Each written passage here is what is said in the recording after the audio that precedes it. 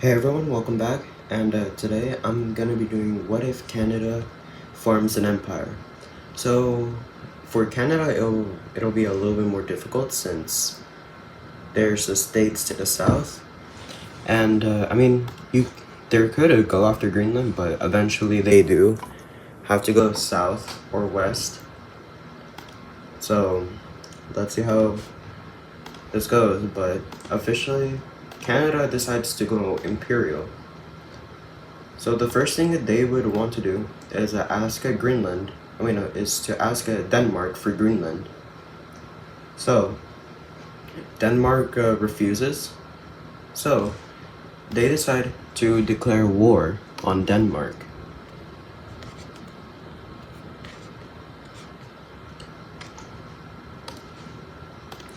And then Denmark tries to search for allies, but they don't have any. So Canada sends its troops down to Greenland, to Denmark, and then as soon the troops arrive, Denmark surrenders, making the Canadians able to annex the Greenland territory.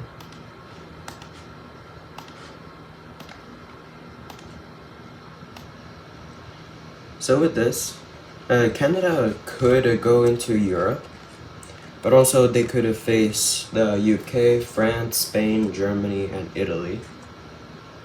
And they could go after Iceland, and that's what they do.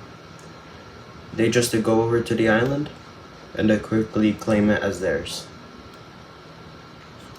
So, what Canada does next is try to form allies. So, they go over to France, and then they accept. And then they decided to go to Russia, and they also accept. So, with this, we have the Canadians declaring war on the States. And with this, Canada decides to call its allies, and then since the Russians are right there, they could start invading. So by most of the troops decides to invade Alaska first. So both Canadians and some Russians invade Alaska on both sides. And then eventually Juneau falls. A while ago Juneau fell, and then eventually Alaska falls. So with the troops mostly focused on here, they decided to go down to Washington, trying to get the most valuable areas first. But they also have to protect Ottawa.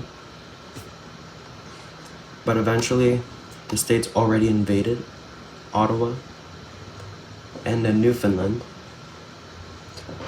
going up to Ontario, and then soon going to Quebec. So with Quebec falling,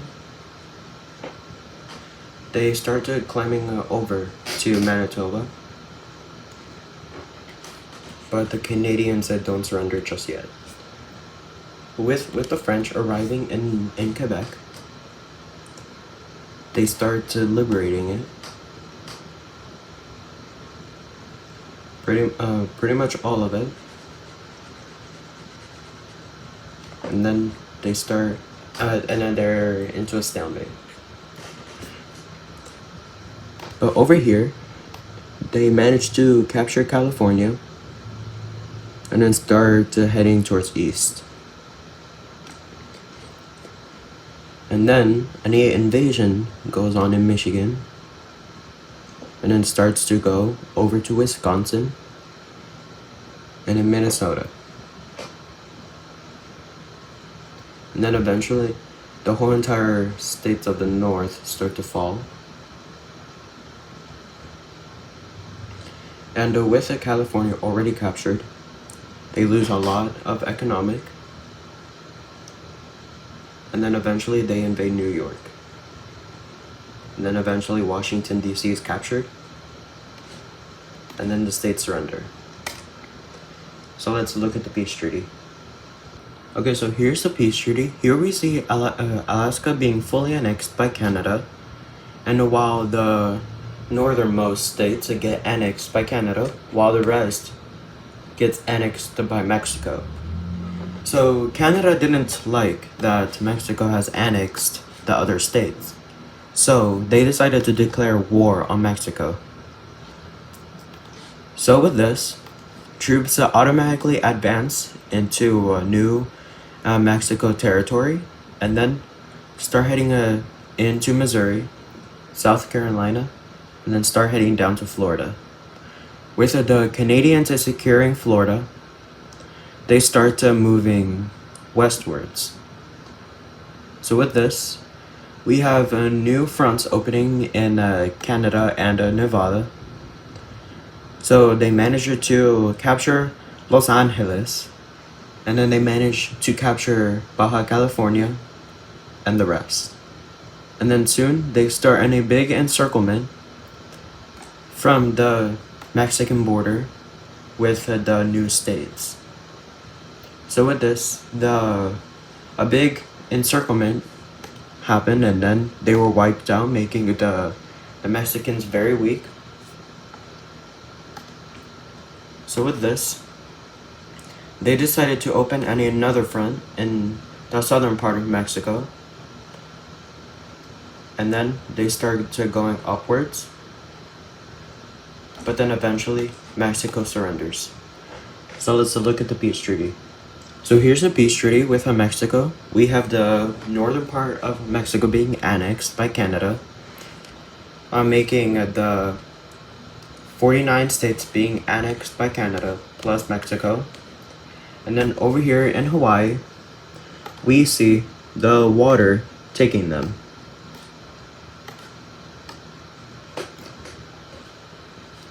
So with this, Canada could stop here with its empire. We have the majority of North America. Plus, but they decided to go for the islands here. So they declare war on all of the islands. And Cuba, Jamaica, Haiti, the Dominican Republic, Puerto Rico, and the Bahamas. So with this, the Canadians started going down to the Bahamas, then into Cuba, Jamaica, Haiti, Dominican Republic, and then Puerto Rico. So over here, of course, they're annexed into the new Canadian. And then, so with this happening, the Haiti and the Dominican Republic erased their borders, and then they decided to go even more south, declaring war on the rest of Mexico, Guatemala, Belize, Honduras, El Salvador, Nicaragua, Costa Rica, and Panama. So with this, they start advancing very slowly into the south part of Mexico, and then they start going down over to Colombia, trying to secure the Panama Canal. And with a massive front happening in northern Mexico, they start advancing southwards very fast, capturing all of Mexico and then Guatemala and Belize, and then going down to Honduras, El Salvador, and then all of them. Let's look at the peace treaty. So here's the peace treaty. We see full annexation of Central America. So they decide that since they conquered all of North America, they decide to go over to Europe. So, with the Canadians declaring war on Ireland and the UK, it took them a while to arrive, but with some Canadian troops already stationed around the around the British Channel and around the British Isles, they start any landing in Southern Ireland and in Northern Ireland. And then with this, eventually Dublin falls, and then Ireland surrenders. With this, we see some island hopping in the UK, reaching Scotland, and then eventually Scotland falls, and then going down to England, and then Wales falls, and then London falls, and then the UK fall. So with this, they decide to go after Denmark again, and then seeing what they saw, they already surrender.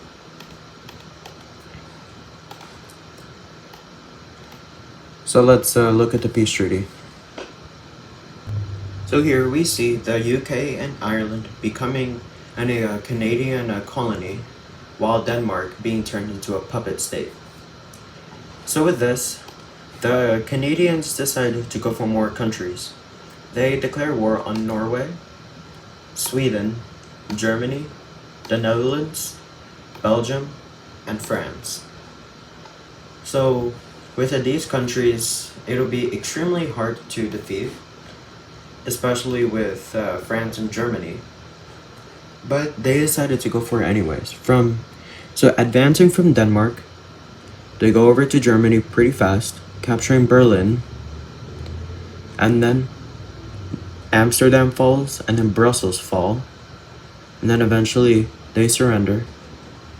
And then with the Canadians going down, they take over Paris, and then eventually France falls. So with the Nordics all alone, Finland decides to join. So with the Finnish troops arriving in Sweden and into Norway, they start pushing back the Canadians out. But then eventually, the Canadians are able to go up into the northern part of Norway and then start advancing from there. And then eventually boarding up with Russia. And then they start going down on all sides. And then eventually they're cut off from Finland. And then with all of the Finnish troops down here, they start entering down the Finnish territory with ease. And then eventually Helsinki falls, and then Finland falls. So with Finland gone, they decide to go up more, threatening Stockholm, and then eventually also threatening Oslo.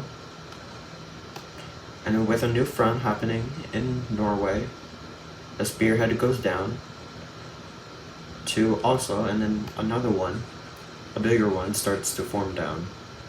Another one to Stockholm. So then with this, Norway is encircled, and the rest of Sweden is encircled, capturing Stockholm, and then Oslo too. And then with them, they both surrender. So let's look at the peace treaty. Here's the peace treaty. So far we see a lot of colonies in Europe, making the Nordics unite into one colony. And then Germany becomes another, the Benelux unite into one, and then the northern part of France becomes a colony, while the southern part of France is just the old French government. So basically the Europeans was the one colonizing the world, but now it's the Canadians. So with this, they decide that they want more puppet states rather than colonies. So they go over to the Czech Republic, Austria, Switzerland, and Poland. And then the fear of war decides to get to them. So they both surrender as colonies. And then eventually Slovakia joined. And then Kaliningrad becomes independent from Russia. And then with this, they decide to annex Kaliningrad with Poland. So with the Russians angered about this, they could declare war, but at the same time, they would have to fight two fronts at the same time. Because since the Canadians are also used to the cold, they could go up to here and then invade Siberia, and they could also advance from Finland. So with this, they decided to just give up Kaliningrad, and then that's what the Canadians could do in Europe. So hopefully y'all liked the video, and I'll see y'all in the next one.